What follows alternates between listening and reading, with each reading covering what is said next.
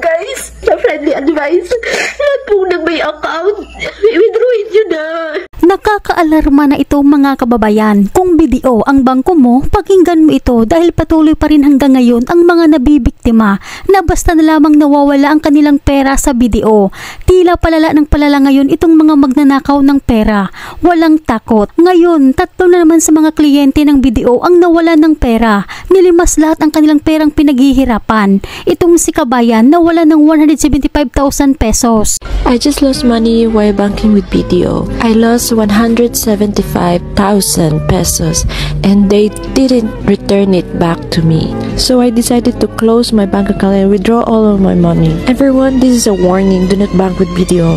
At nanawagan naman ngayon kay Senator Raffy Tulfo, ang isa pa nating kababayan, na matulungan siyang maibalik ang kanyang perang pinaghihirapan sa loob ng 13 years na nilimas daw umano ng BDO ang kanyang pera. Sabi nila, zero balance na ang account namin. Ginawa namin, napunta kami kaagad sa BDO branch to complain, to report, at pinakita din namin yung notification text legit sa kanila nga galing. Gusto sana namin malaman paano nangyari, bakit ganon. Hindi sila makasagot ng maayos. Sana matulungan ninyo kami na mabawi lahat yung perang pinag-ipunan namin. Biktima rin ngayon ang isa pa nating kababayan. Nilimas rin lahat ang perang pinaghihirapan ng kanyang mister.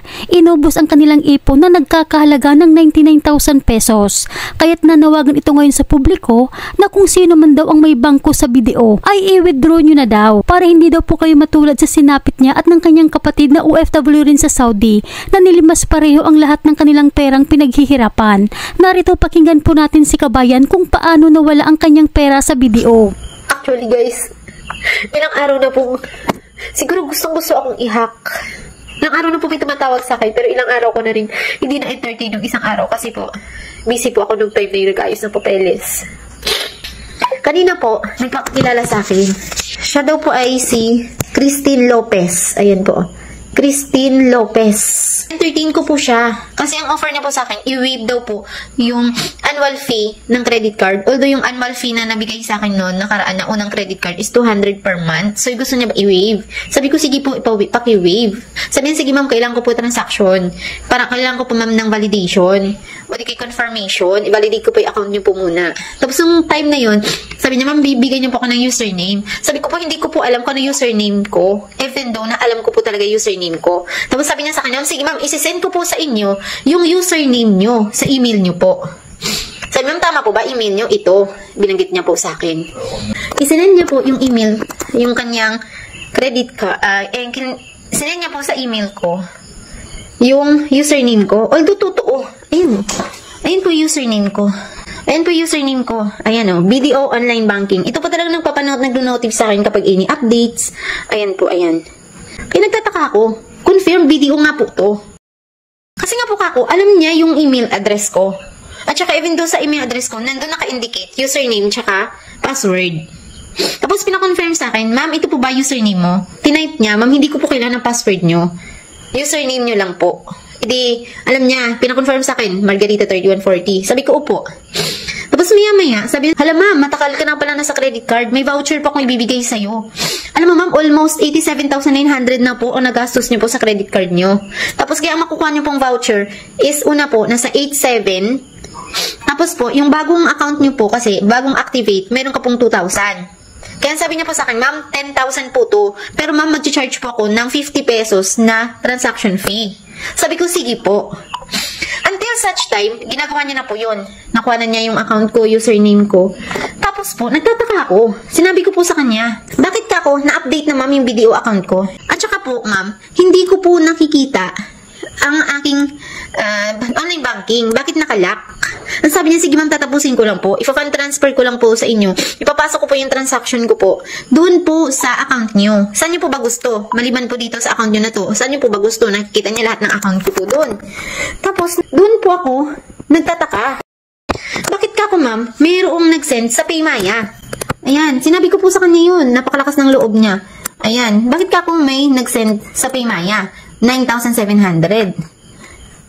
Tapos po, bakit meron din po akong fund transfer na 56,000? Ayan po Ba't ako may 56,000? Ayan. Doon na po ako nakutuban. Sabi ko, hindi na to tama. Wala po akong dalang ATM. Kasi nasa school po ako, hindi ko naman na kailangan dalhin yung ATM na yan. Lahat ng ATM po na yan. Kasi yung ATM na yan is for our savings. Kaya sa bahay lang, just in case na kailangan, saka lang po namin withdrawin. At saka yung passbook dito sa bahay sa taas. Yung pong ATM ko po, sa bahay namin sa baba. Tapos po, doon ko na nakikita sa text. Unang tinransfer niya po is 19,800. Pangalawa po is 9,900. Pangatlo po is 9,800.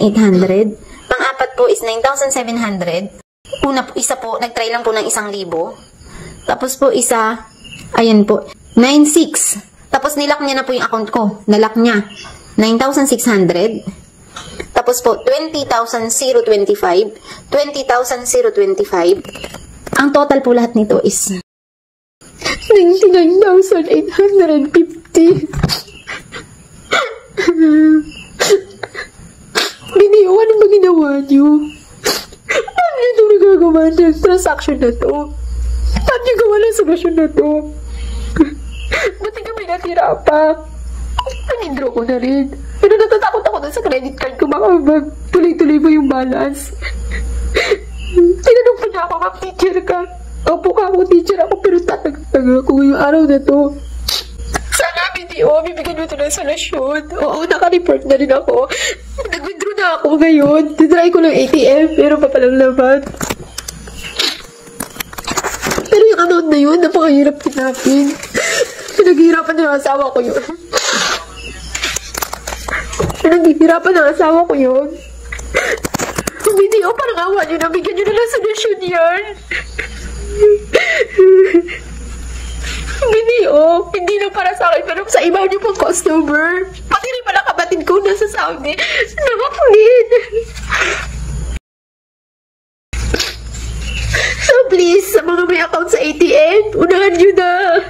May account sa video, ATM, ano pa, subok, withdrawin nyo na. Withdrawin nyo na. Sila lang din mismo. Kasi alam nila yung online banking nila. At saka alam yung information natin. At bakit nakaka-update sila na kung ano meron tayo? Video. Kahit anong branch, basta video, bigyan nyo na ng solusyon yan. Ano mga sakit? Oo, pera, hirap hinapin yun. Pinaghihirapan yun.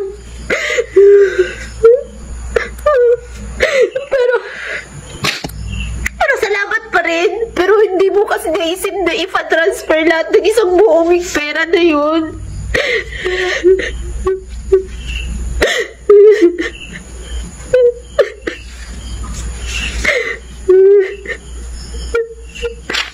Pero bakit? Guys, sort of advice, na friendly advice. Lahat po nang may account, i-withdrawin nyo na. Hanggang una, hindi ako naniniwala. Actually, yung asawa ko nakaraang araw, nagsabi nyo, withdrawin na natin yan. Sabi ko, wag, kasi na-update ko naman. Hindi pala mangyayari. I-withdrawin ko lang din pala, nagkulang ng laman. Almost 99,850 yung nawala. Ilang buwan na sinagsisikapan din ang asawa para makatabi namin yun. Kaya, Lord, ikaw na bahala sa mga taong mapanloko. Ikaw lang tama bahala sa mga taong hindi maganda ang kanilang intensyon. Maging aware na lang sa atin itong mga karanasan ng ating mga kababayan. Huwag po tayo makipag-usap sa taong hindi natin kilala, lalo na kung patungkol sa bangko ang pakay ng kabilang linya. Babaan nyo na kaagad, kabayan, at kung naka-online banking ka at hindi mo naman ginagamit, ilak nyo para hindi mapasok ng scammer. Talagang nakakatakot ito mga kababayan kasi halos puro kliyente ng BDO ang mga nabibiktima na basta na lamang nawawala yung mga pera nila. Kaya kung may account ka sa BDO, mag-ingat, baka ikaw ang masunod na mabiktima. Hanggang dito na lamang po, mag-ingat po kayo palagi kung saan man kayo ngayon.